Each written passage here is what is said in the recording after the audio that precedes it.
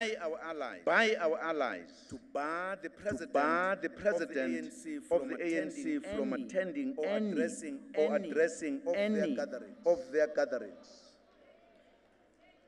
Hardly 3 weeks ago, the SACP contested elections on its own, working against the ANC in the Metsimaholo local government in the Free State. It is important to note that this contestation followed the SACP Congress resolution that the party must actively contest elections, and that the modality through which it contests may or may not be within the umbrella of reconfigured alliance. The party had made an important point that before implementing this resolution, it would consult with alliance partners. Very important point.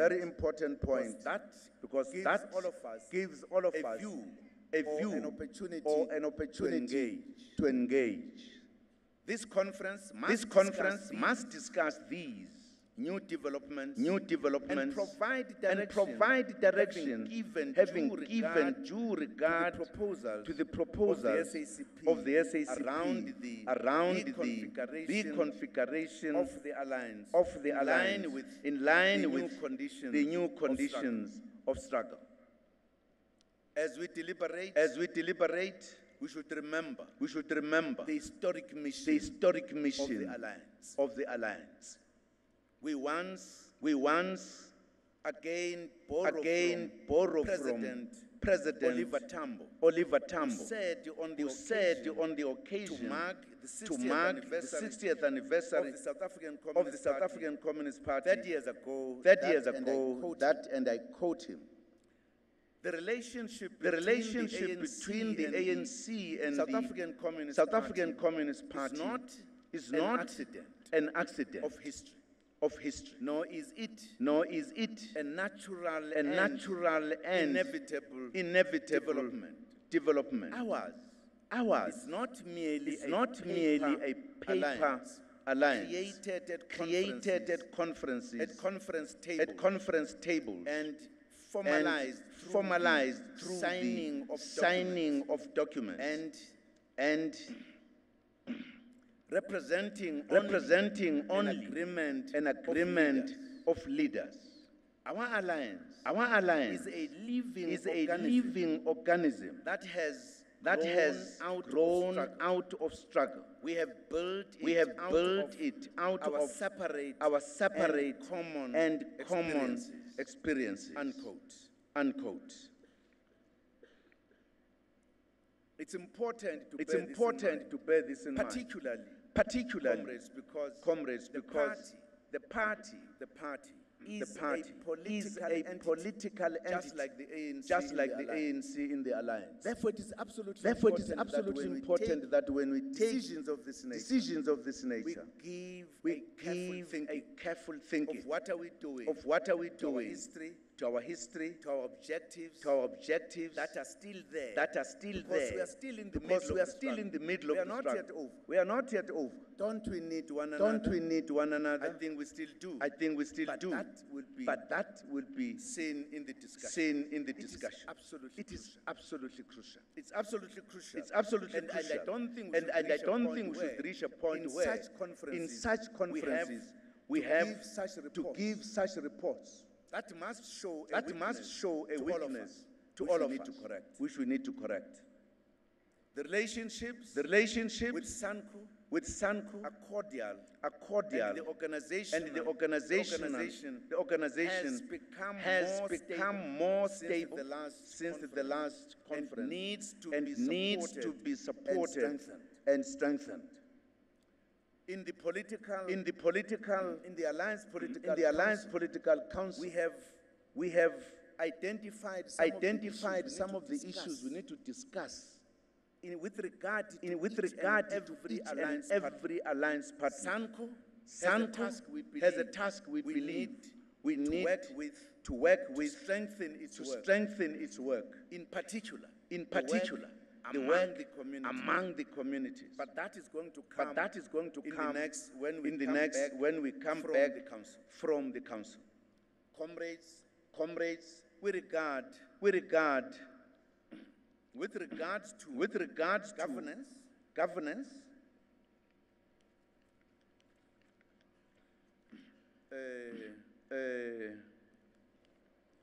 let me not leave COSATU because it would be unfair. Before I leave the question of the alliance. As you know, COSATU, in the things I said there about the decision or resolution they took, it included also that the president must not address their meetings, including booing on May Day. These are matters we need to talk about. We can't shy away. Those resolutions were taken in conferences like this, publicized. And we cannot talk about them here. The issue that faces us, what then do we do? The claim is going to be the African National Congress is a leader of the alliance. And therefore you need to talk about it. We need to find a solution. I think the situation cannot be accepted that it remains what it is. All three need to give leadership. All of us. And this conference must help to give leadership. If I had all the time, I would perhaps go into some details as to what are the causes. And I'm sure we'll deal with that when we meet in the alliance council, as well as discuss. The only thing that we must not do is to discuss our problems in public. It's not right. Because we are in the alliance. And we have voiced that from the ANC delegation as much in the alliance. If there are issues, let us discuss them properly with the respect so that we could solve them. Alliance as an entity cannot be guided by attitude which are individual attitudes that have got an attitude against so and so. It can't be. It's wrong. It has to be guided by the principle of the organization. We can't promote our disagreement to personality. Absolutely out of order. And then I thought I should touch upon this to all elements of the alliance. We have met with the alliance and we've agreed to meet and discuss this matter. And therefore, I am hoping that the outgoing president will no longer be there. The incoming president will be leading that delegation.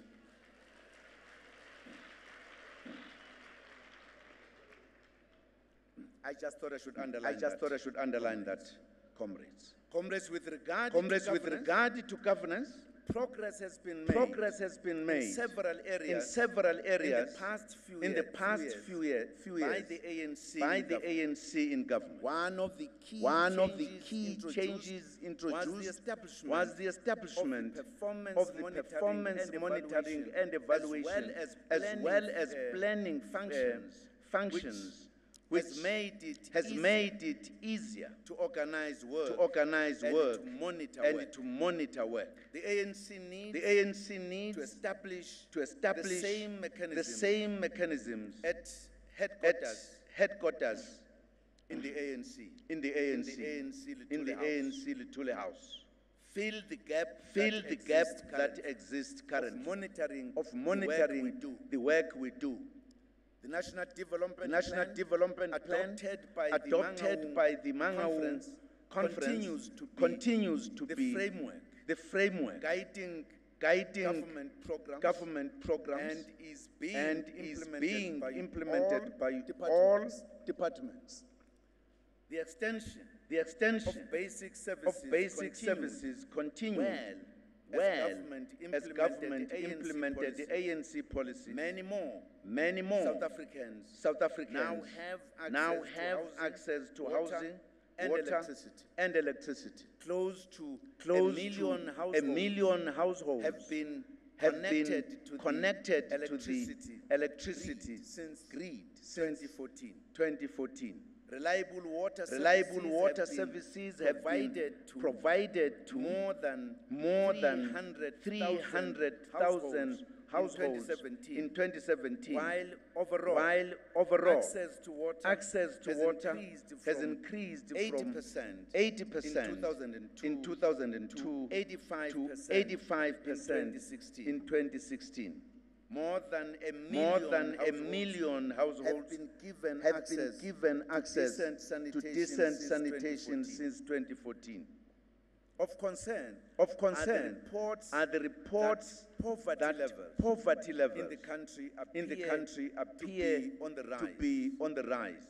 The democratic government continues to provide a comprehensive safety net. A total of 17 million people have benefited from social grants, the majority of whom, about 10 million, are orphans and vulnerable children.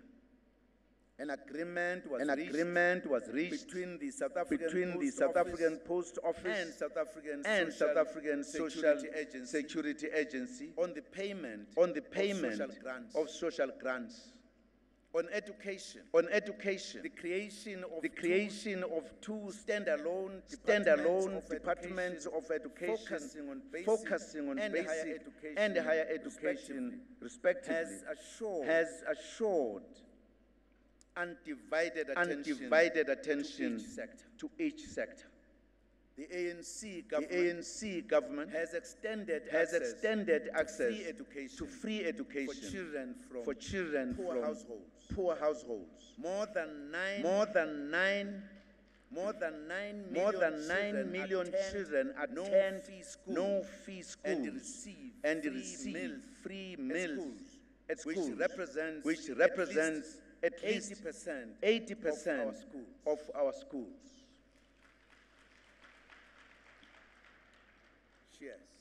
Yes.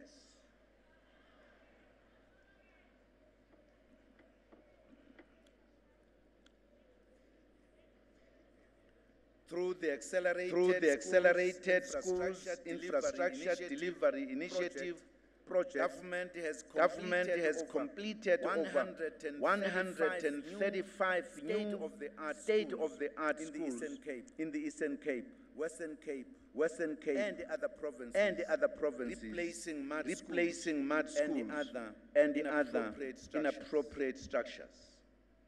The matric pass rate improved to 72.5% in 2016, up from 70% in 2015, and bachelor passes have also increased. We are quite confident that these figures will further improve this year. The percentage of individuals aged 20 years and old who have attained grade 12 has been increasing consistently since 2002, expanding from 21% in 2002 to 28% in proportion of South Africans with post-qualifications increased from 9.3% to 14% between 2002 and 2016, making education a priority for our youth.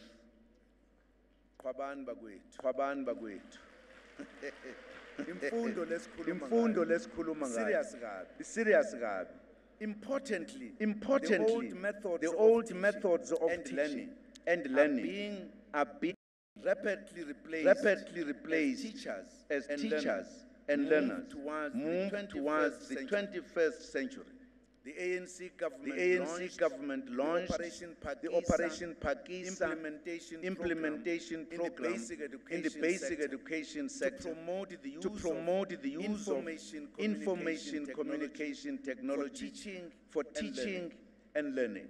Since this Pakisa program was launched in October 2015, more than 3,000 schools have been connected to the internet under the Universal Services Access Obligation Project, requiring telecommunication companies to invest in communities. A total of 31,000 teachers have been trained in various levels of information communication technology skills.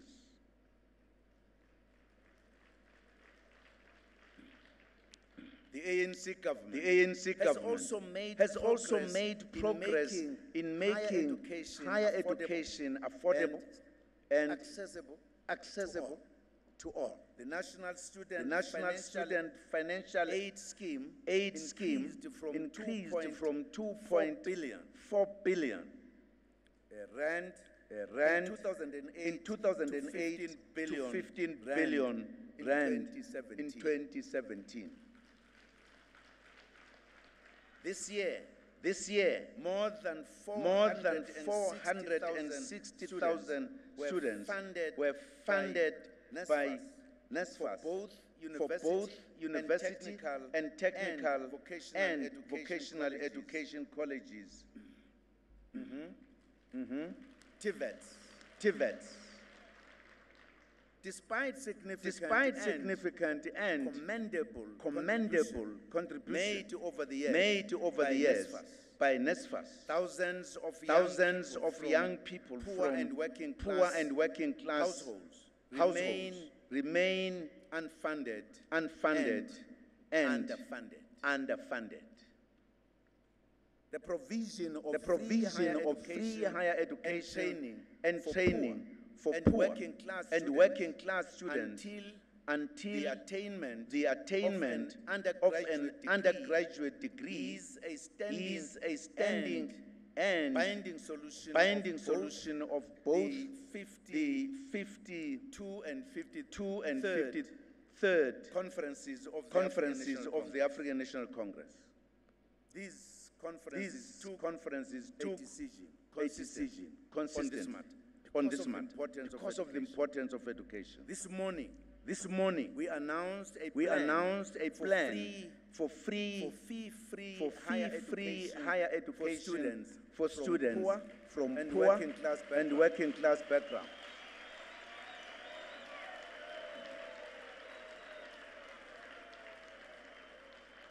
Which will be implemented in a fiscally sustainable manner following the release of Higher Commission of Inquiry into Higher Education. So we have released the report this morning.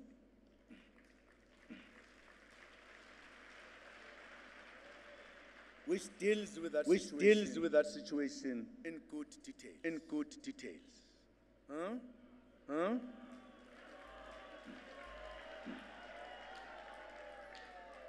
Education is one of the most important task of the country. As you know, in our five priorities, we made it priority number one.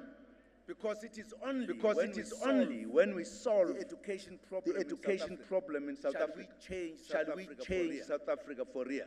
When everybody is empowered. So we have to invest in education. And we have responded therefore to the Higher Commission this morning. Partly because this organization in its conferences had taken a serious decision which needed implementation. Kubonga mina.